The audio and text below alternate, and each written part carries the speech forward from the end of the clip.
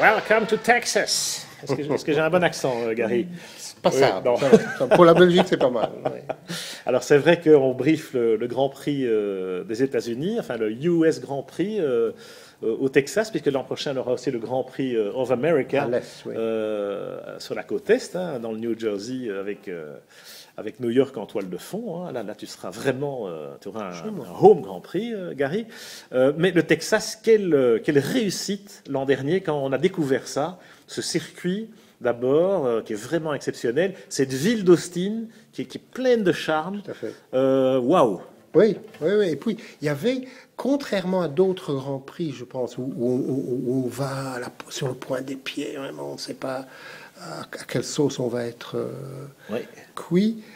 Ici, on est allé, je pense, avec déjà une notion positive, et Austin n'a fait que confirmer. Un accueil formidable. Vraiment un événement super. Mais je pense que, et on l'a dit, c'était même devenu cliché, qu'on a trouvé un chez-soi pour le Grand Prix. La Formule 1 a enfin trouvé une base digne, à la hauteur, disons, de la dimension du sport. C'est ce circuit que Hermann Tilke a réussi. Hein, parce qu'il en a réussi quelques-uns. On critique souvent Tilke, mais bon, il est souvent dans les contraintes d'un cahier des charges ou d'une topographie, tout simplement. Au Texas, il a eu l'espace, il a eu le relief, et il a pu se lâcher. Hein. C'est un circuit... Je pense que le circuit de le COTA, Circuit of the Americas, le COTA, je dirais que c'est un peu l'œuvre de fin de carrière de Tilke. Ce n'est pas, j'espère, la fin de sa carrière.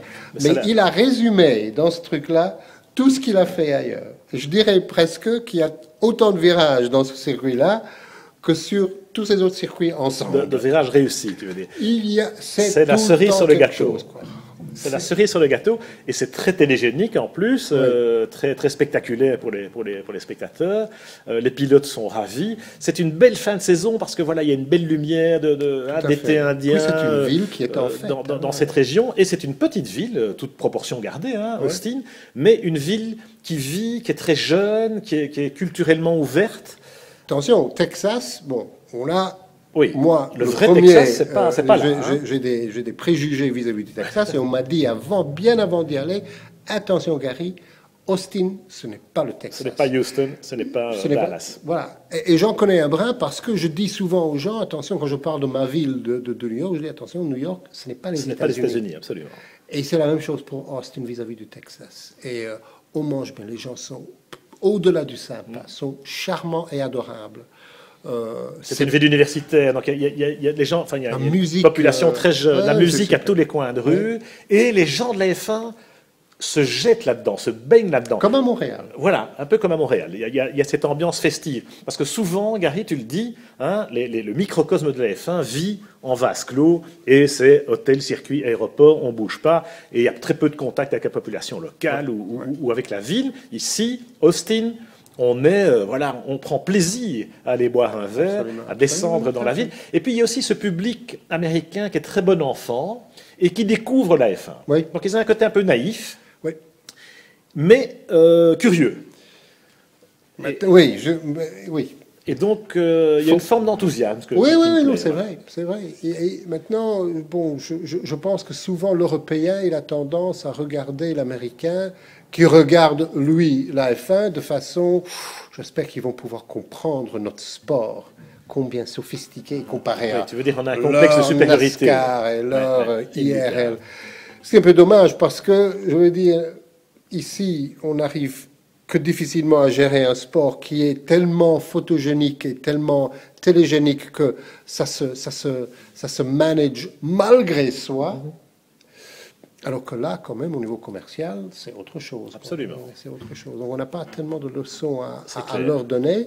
Mais souvent, je suis mal à l'aise avec des amateurs. Oui. Tu vois ce que je veux dire? Oui, amateur n'est pas le mot. Le complexe de supériorité n'a pas lieu d'être. Parce que tu parles de commercial, en termes de marketing, de comment ils ont vendu ce Grand Prix, de comment ils ont fait briller la mariée, ils sont très forts.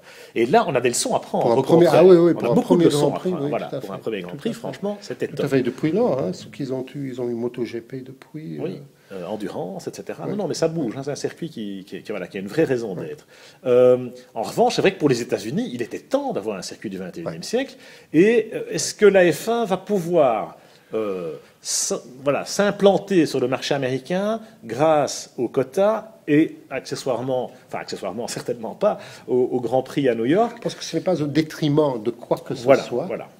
Il aura son créneau, son public qui veut se déplacer pour aller voir cette course-là. À mon avis, oui. Surtout quand on aura la possibilité de le faire, j'espère, au côte Est. C'est... le New Jersey, donc normalement en juin de l'année prochaine. Après Montréal, il y a aussi le projet... Il y a un projet côte ouest aussi. Hein, on reparle de Long Beach ou de... Voilà, Bernie y tient. Donc, il y a le Mexique également, évidemment, avec un projet de Grand Prix au Mexique. Mais quand on voit le public qui vient à Austin, hein, je crois qu'il y a 30 ou 35% de la population qui est, en tout cas, hispanique. Oui, tout à fait. Ce qui... rajoute aussi un peu au charme. C'était assez bien trouvé de le mettre là, contrairement, comme on l'a dit il y a quelques semaines, Corée du Sud, où on semble avoir choisi le plus mauvais endroit. Ici, c'était bien trouvé. Bien trouvé. Bon, l'accouchement a été difficile néanmoins, mais quel beau bébé. On va aller voir ce joli bébé au Texas ce week-end, le COTA. Et puis rendez-vous la semaine prochaine pour le débriefing sur F1 ITV.